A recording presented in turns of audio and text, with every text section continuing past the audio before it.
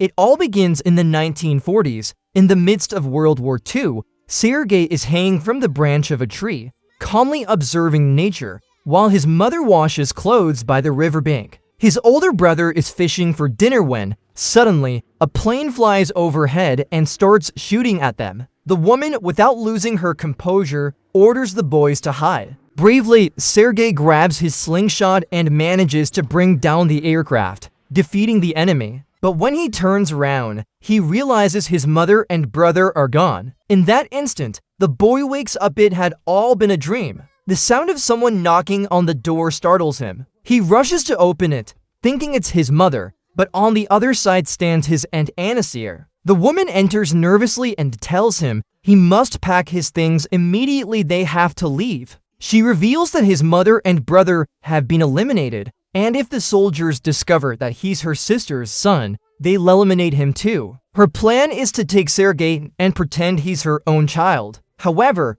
before they can escape, a group of German soldiers bursts into the house. Anastasia helps Sergey climb out the window, but she's struck by a bullet. Terrified, the boy runs into the forest, searching for a place to hide. Despite his fear, he clings to the hope that his mother will somehow find him. But he has no idea of the challenges that await him. Hours pass and Sergey tries to survive on his own. While drinking water from the river, he hears footsteps. Soldiers are approaching. Horrified, he hides among the roots of a huge tree. Suddenly, a snake appears beside him. The boy holds his breath, frozen with fear, knowing that the slightest sound could give him away. To him, nothing is scarier than ending up like his family. The soldiers, unaware of his presence, light a campfire and rest for a while. When they finish eating, they put out the fire and move on. Only then does Sergey dare to move, carefully backing away from the snake.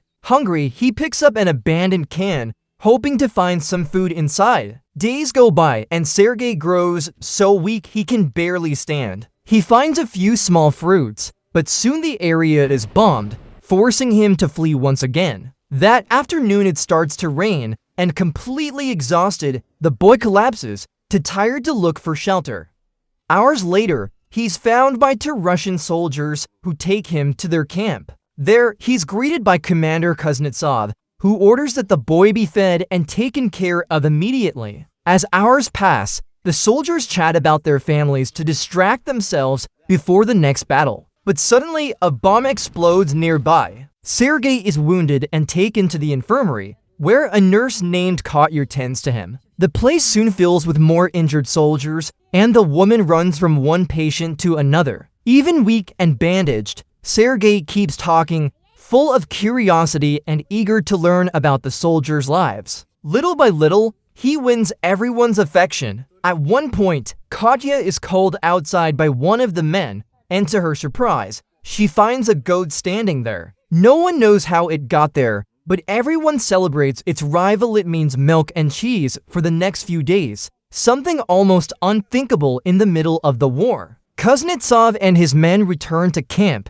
and the commander goes straight to see Sergey. Relieved, he smiles upon seeing that the boy is recovering. Sergey tells him they gave him a shot with a huge needle that hurt terribly and admits that, at first, he wanted to run away, but decided to stay, moved by his own courage. Then, Sergey asks the commander if he can see his gun. Kuznetsov carefully unloads it and hands it to him. The boy stares at the gun, fascinated, and asks about a signature engraved on its side. The man explains that it's a special pistol, a gift from General Ostashev. Sergey gets even more excited and starts pretending to shoot, playing as if he were a real soldier. The commander smiles and gently takes the weapon from his hands, reminding him that he's still too young to be interested in such things. Then Sergey shows him a drawing of a tank he had made on his belly and asks if the commander has an airplane when he learns that the man has never had one. Sergey decides to draw an aircraft on the bandage covering his injured arm.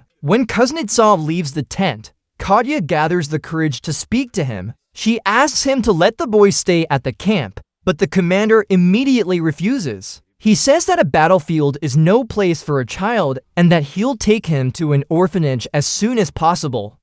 Later, some soldiers visit Sergey. The boy is delighted to use a pair of binoculars for the first time. When they leave, Rez arrives and Sergey runs to hug him. The soldier gives him a piece of candy, strengthening the bond that everyone in the camp is slowly forming with the child. That night, Katya talks with another nurse. She confesses that she hasn't been able to sleep since Sergey arrived because she can't stop thinking about him. She feels that something inside her changed the moment she saw him, as if a maternal instinct had awakened. She admits she wishes she could see him grow up somewhere safe, far from the war, but fears that if the commander sends him away, she may never see him again. The next morning, Egor approaches Kuznetsov to talk about the boy. He asks him to let Sergey stay, reminding him that all the soldiers have grown fond of him. He says that seeing the child gives them a sense of hope, because in the end, it's children like him that they're fighting for. But the commander remains firm. He insists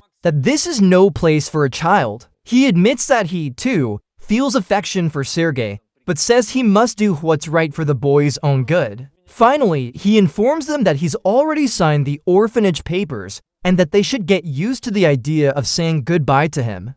Hours later, during an attack, Kuznetsov orders his men to bomb enemy positions while he runs to help Katya, who's trying to rescue a wounded soldier. When the battle ends, they both return to camp, where the orphanage director is already waiting for them. Overwhelmed with sadness, Katya can't bear to see the boy leave, so she walks away without saying goodbye. Kuznetsov sits beside Sergey to explain what's going to happen, but before he can speak, the boy bursts into tears and hugs him tightly. Through his sobs, he says he was afraid he'd never see him again. Deeply moved, the commander pulls out a wooden pistol and hands it to him. Then he asks if he'd like to be his son. Sergey hugs him even tighter, and the man, smiling, tears up the orphanage papers. The next challenge is finding him something to wear. Egor searches through old clothes so the tailor can make a uniform that fits him. Soon after, Katya appears with the smallest pair of boots she could find. After a few adjustments from the cobbler, they'll be perfect. The next morning, Kuznetsov enters the boy's room to wake him up. He tells him that, like a real soldier, he must learn to dress in 45 seconds, and hands him his new uniform. Sergey smiles with excitement and runs to get ready, but stops when he notices a small bandage on the commander's cheek. He asks what happened, and the man, laughing, admits he cut himself while shaving. To count the 45 seconds, the commander lights a match. Sergey has to finish dressing before the flame goes out. After several tries, he succeeds, and they both step outside the tent. Proudly, the boy runs off to show his new uniform to his fellow soldiers, looking like the youngest and happiest soldier in the entire camp. Suddenly, a surprise attack shakes the camp. The commander immediately runs to protect his son and orders one of his men to take him to the shelter. Explosions rumble as everyone hides in the trenches. Several soldiers are wounded, and Sergey runs to the infirmary to help. He brings them water, adjusts bandages, and offers to do whatever is needed. One of the injured men, whose eyes are covered with bandages, asks Sergey to read the letters his family had sent him. Since Sergey still doesn't know how to read, he decides to make up good news to comfort him. Outside, the bombs keep falling and the tension grows heavier. To lift everyone's spirits, the boy begins to sing. His soft voice does the unthinkable. The wounded soldiers, surrounded by chaos, feel peace and hope, even if only for a moment. When everything finally calms down, Sergey falls asleep on Katya's lap. A little later, Kuznetsov arrives and sits beside her. The man tries to tell her something important, but just then, the boy wakes up, interrupting any attempt at confession. As the camp is being rebuilt, two soldiers see Sergey shaving and tease him, asking if he's getting ready for a date. He replies seriously that soldiers don't go on dates. Then he reports to the commander to receive his daily assignment. Kuznetsov notices a small bandage on his face and asks what happened. Sergey proudly replies that he cut himself while shaving just like his father. Smiling, the commander gives him a simple mission: to go to the truck that just arrived and deliver the letters. The soldiers burst with joy as they receive news from their families. Seeing their smiles moves Sergey so much that he starts to enjoy his work. When he's done, he puts on his camouflage outfit and goes for a little exploration walk around the camp. Through his binoculars, he notices something strange boots sticking out from behind a hiding place. Immediately, he runs to alert the others. The soldiers follow him to a haystack, where they discover two enemy soldiers hiding. After a brief exchange of gunfire, they manage to capture them. Sergey returns to the camp while the others report the incident. When Kuznetsov hears what happened, he can hardly believe his son helped capture two spies. Proud and amazed by his bravery, he sends for him. Sergey enters his office, unaware of what's about to happen. The commander hugs him and delivers life-changing news. He's been granted official permission to adopt him. From that day on, the two become a real family. Overjoyed, Sergey asks his father to go with him to share the good news with Katya. He tells him that once he saw her crying when he had been wounded in battle, which leaves Kuznetsov puzzled, though he agrees to accompany him. Meanwhile, Katya is washing by the river bank when a soldier quietly approaches and takes her coat. He calls her name, smiling, and hands her a bouquet of flowers he picked himself. The woman feels uncomfortable and tries to get her coat back, but just then, Sergey and his father appear. Kuznetsov sees what's happening, realizes the situation, and quickly takes the boy by the arm, leading him away. He tries to hide his discomfort by pretending to watch from afar, but Sergey breaks free and runs straight to Katya. He calls for his father to come over, though the man, embarrassed, has already walked away. A few days later, during another battle, the boy walks through the trenches looking for Egger when he finally finds him and delivers the ammunition. The soldier orders him to go to the underground shelter. Sergey doesn't want to leave his comrades behind, but Egger convinces him, reminding him that a good soldier always follows orders. Still, Sergey decides to help. He overhears his father and the others talking about a broken connection. One of the cables had snapped, and some men had been sent to repair it. Determined to assist, the boy crawls along the ground, dodging gunfire, and follows the trail of the soldiers. When Sergey finds one of the soldiers wounded, he tries to help and asks what he should do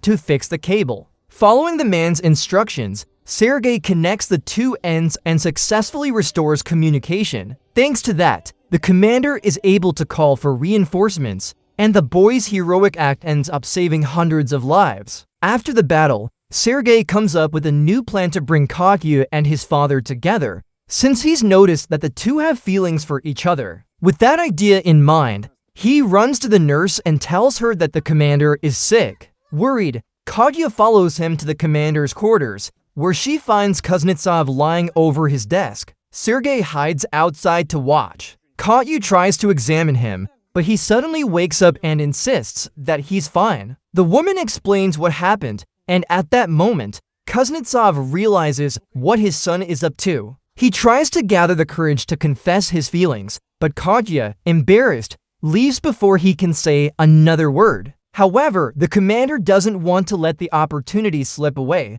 so he goes after her.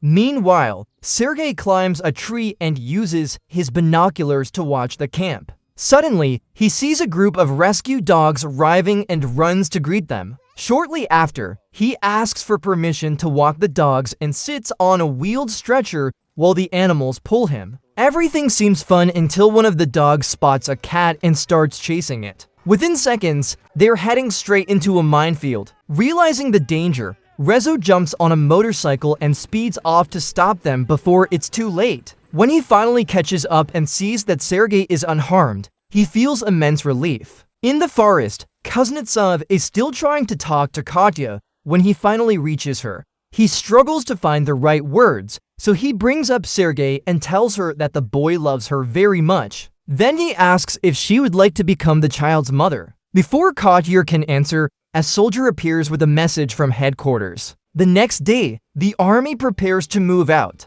Hours later, they stop to rest at a farmhouse. After eating, they discover that a German bomb had fallen there and never exploded. The projectile had gone through the roof and into the ground, but luckily it didn't detonate. The soldiers decide to help the farmers remove it to prevent a tragedy. Then they continue their march, with Sergey traveling alongside Rezo and his father. Suddenly, the vehicle they're in explodes. The battalion has entered a minefield. Dazed by the blast, Sergey looks around and finds Rezo lifeless. When they finally reach their destination, while his father speaks with the general, Sergey asks what his next assignment will be. The man tells him to inspect the soldiers' uniforms, and the boy asks an officer to help. He checks everyone's boots and uniforms, writing down the names of those who have damaged clothing. Once his task is complete, he returns to the general's office and proudly delivers his report. That night, Sergey and his father walk together through the forest,